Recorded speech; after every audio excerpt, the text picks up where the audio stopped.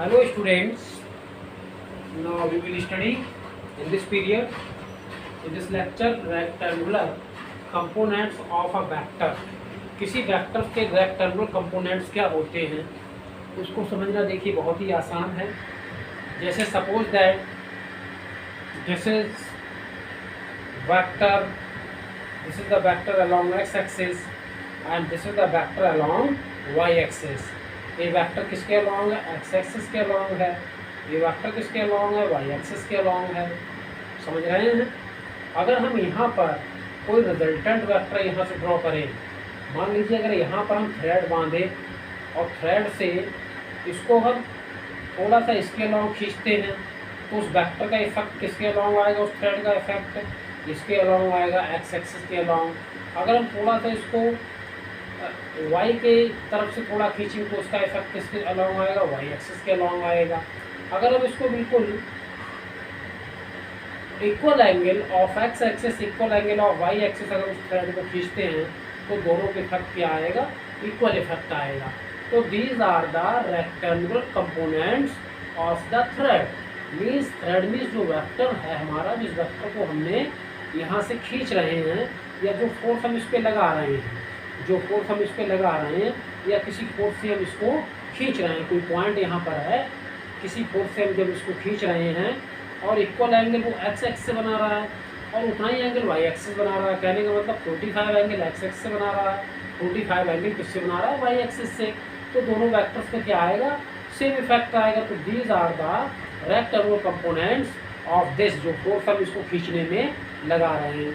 अगर एक फोर्स मान लीजिए अब हम 30 डिग्री पे लगा रहे हैं अलॉन्ग x एक्सिस और 60 डिग्री है फ्रॉम द y एक्सिस, तो मैक्सिमम इफेक्ट इस फोर्स का किसके अलॉन्ग है महसूस होगा? y के अलॉन्ग, सॉरी x के अलॉन्ग महसूस होगा ना। x के अलॉन्ग 30 डिग्री एंगल से हम 30 डिग्री एंगल रखा हुआ, 30 डिग्री एंगल से हम किसी बॉडी को इस तरफ खींचते हैं तो मैक्सिमम इफेक्ट उस फोर्स का जो होगा वो हमें along to the x axis, x X के अलॉन्ग हमें इफेक्ट महसूस होगा, y एक्सिस अलॉन्ग कम। और इसी तरह से अगर हम 30 डिग्री y एक्स की तरफ से यहाँ से 30 डिग्री एंगल बना के y एक्स से अगर हम इसको खींचें तो हमें किस पे इफेक्ट ज़्यादा महसूस होगा? y एक्सिस महसूस होगा।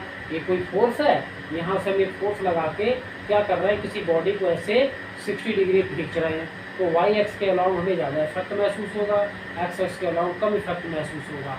अगर दोनों से सेम एंगल बना रहे हैं और सेम एंगल पे हम किसी बॉडी को यहाँ से खींचते हैं तो मतलब 45 एक्सिस से बना रहे हैं, 45 बाई एक्सिस बना रहे हैं, तो अगर किसी बॉडी को सेम फोर्स से खींचते हैं तो इक्वल इफेक्ट इस पे आएगा, इक्वल इफेक्ट वाई एक्सिस पे आएगा।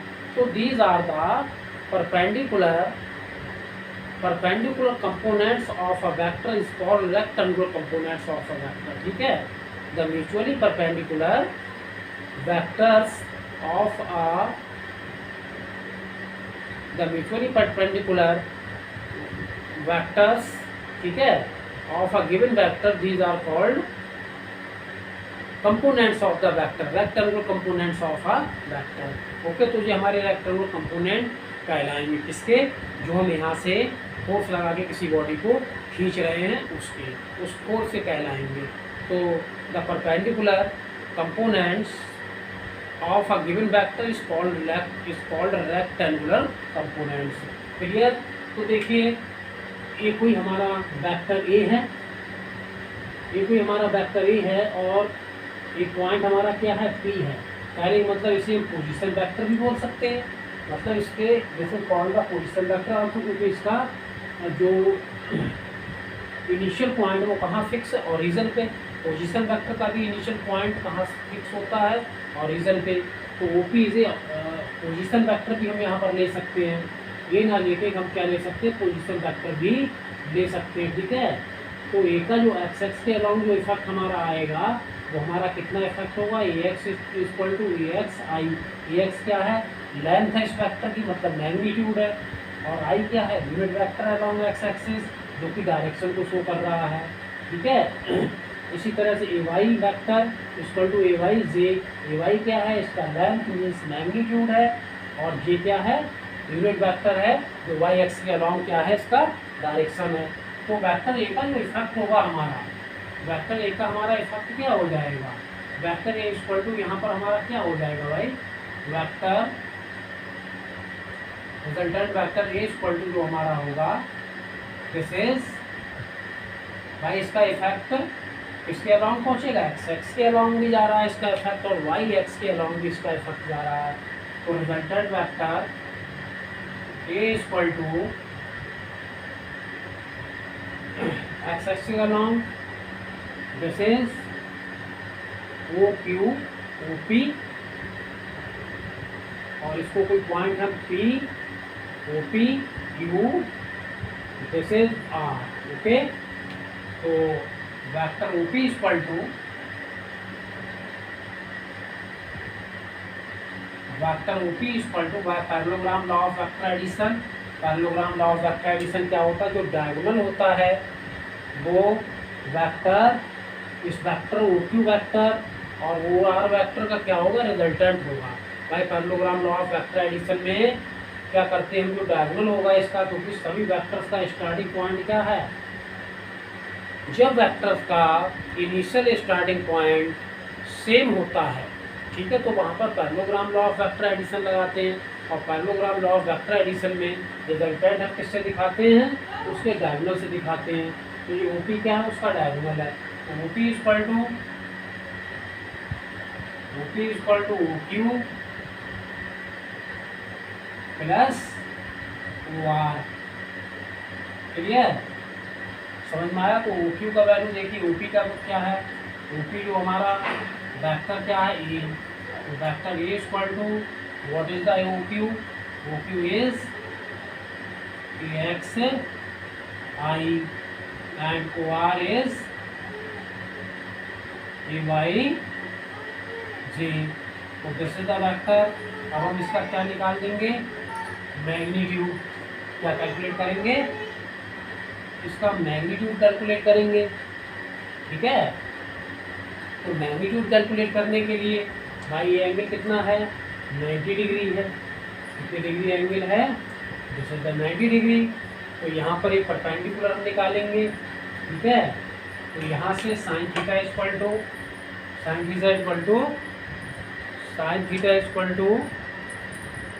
परपेंडिकुलर, जैसे sine theta equal to perpendicular, ये वाला पी क्यू किसके इक्वल हो जाएगा, ओ आर इक्वल हो जाएगा। इस साइड किसके इक्वल हो जाएगी, इसके इक्वल हो जाएगी। होगी या नहीं होगी, ठीक है ना। तो देखिए यहाँ से sine theta equal to perpendicular क्या हो जाएगा, पी क्यू अपॉन हाइपोटेनियस क्या हो जाएगा, ओपी। हमें किसका वैल्यू कैलकुलेट करना है, पी क्यू का। तो पी क्यू इक्वल टू क्या आ जाएगा, ओपी साइन थीटा, जैसे ओपी साइन थीटा। और ओपी का वैल्यू हमारा क्या होगा, भाई यहाँ पर वेक्टर तो लगा हुआ है नहीं, यहाँ वेक्टर नहीं लगा हुआ है।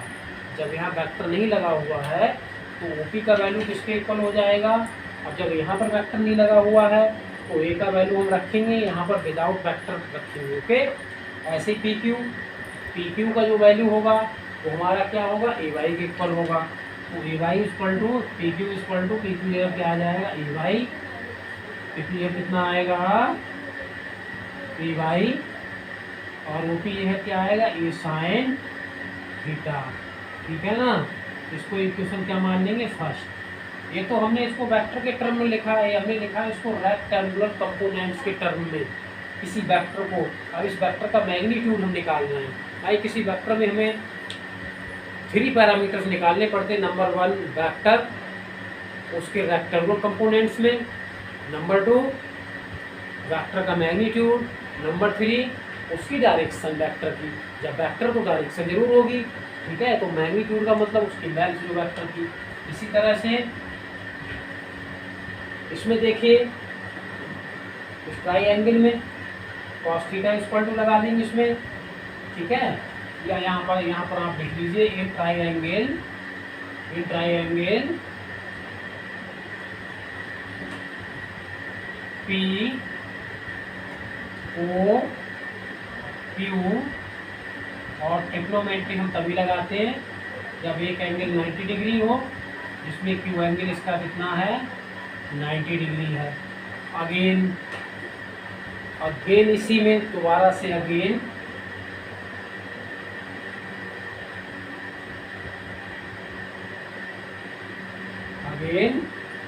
ट्राइएंगल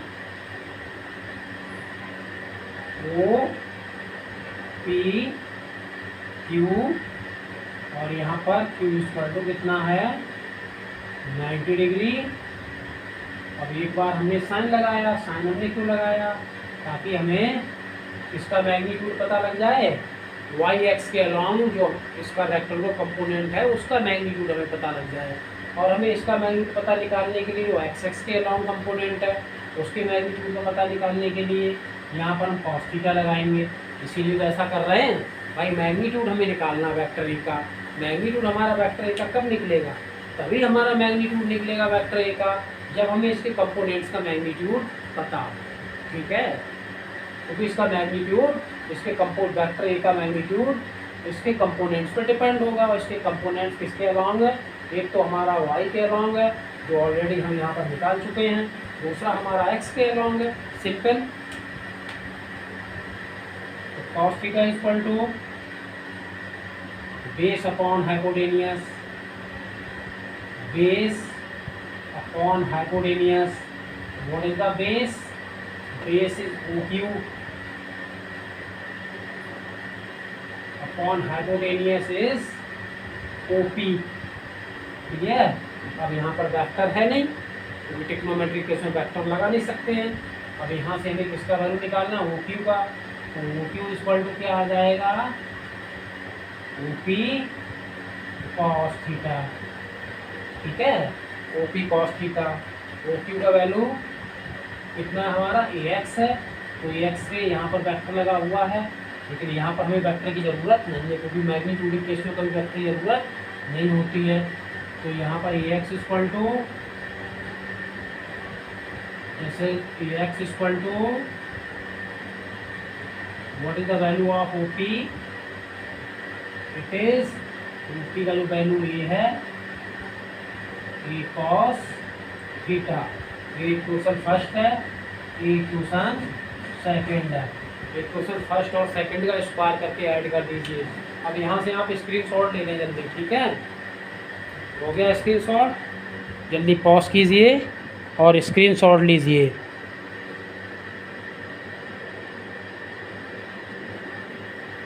पॉज करके यहाँ से आप स्क्रीनशॉट ले जल्दी से। ठीक है, इसको थोड़ा डार्क कर लीजिए, थोड़ा सा इसको डार्क कर ले, डार्क इसको थोड़ा सा कर ले, इधर इसको भी डार्क कर ले, अदरवाइज आपको दिखाई नहीं देगा। ठीक है, इसको डार्क कर लीजिए थोड़ा, इस तरह इसको डार्क कर ले। इसको भी थोड़ा हमने डार्क कर दिया ताकि आपको पता लगता रहे कि यहाँ पर इसके कंपोनेंट्स हैं। ओके, अब squaring and adding, equation first और सेकंड, इक्वेशन फर्स्ट और सेकंड का स्क्वायर करके हम क्या करेंगे, ऐड कर देंगे। स्क्वायरिंग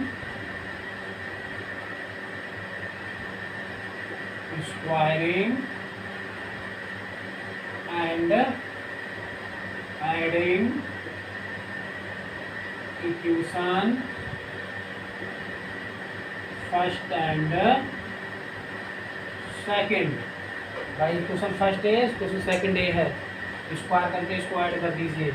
ए वाई का स्क्वायर करेंगे तो आ जाएगा ए स्क्वायर वाई।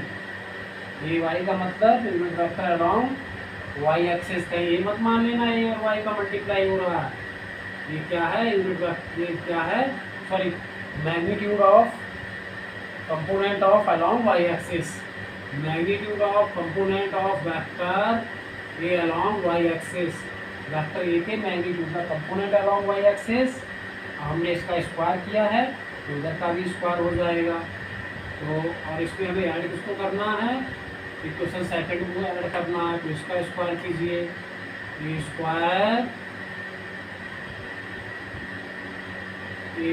एक्स ऐड कर दीजिए इसमें, जैसे A square sine square theta, भाई इसका स्क्वायर किया ए स्क्वायर वाई, इसका स्क्वायर किया A square X, squaring and adding, squaring पहले स्क्वायर कर दीजिए ए स्क्वायर, इसका square A square sine square theta, A square X इसका square plus A square cos square theta plus A square cos square theta. Okay, अब हम क्या करते हैं देखिए यहां से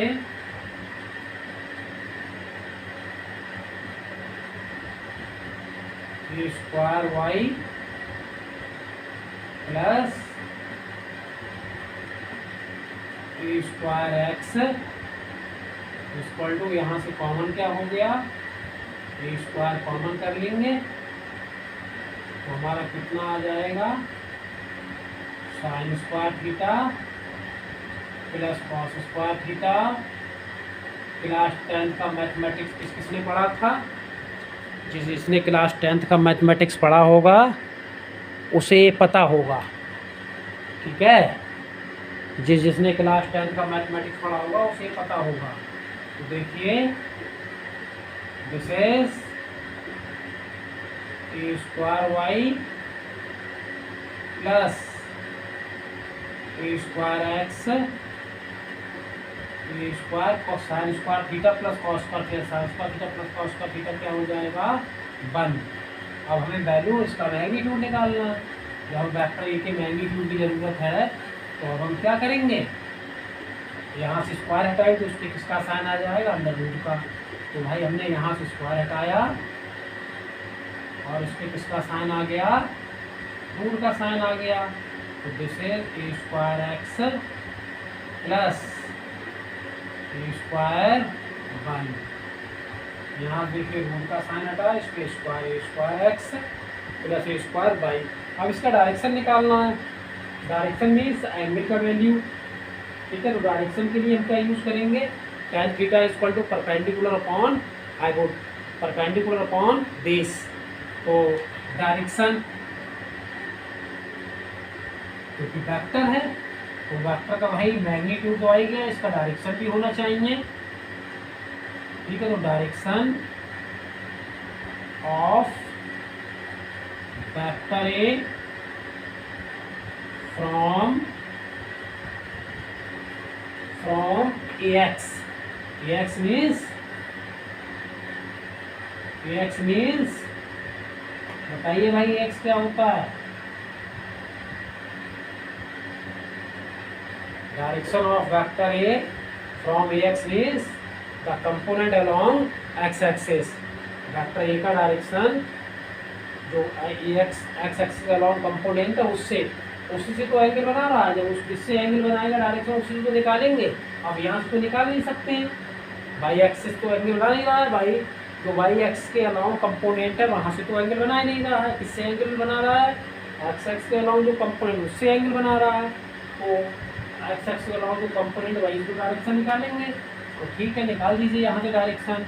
तो डायरेक्शन के लिए हम यूज करेंगे tan theta equal to base, नहीं डायरेक्शन के लिए सॉरी, इक्वेशन फर्स्ट में सेकंड का डिवाइड कर दीजिए, डिवाइडिंग इन इक्वेशन, डायरेक्शन निकालना है तो dividing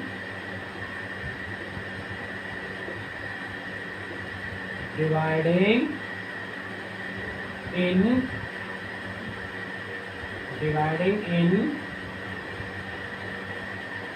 equation first by equation second. Clear,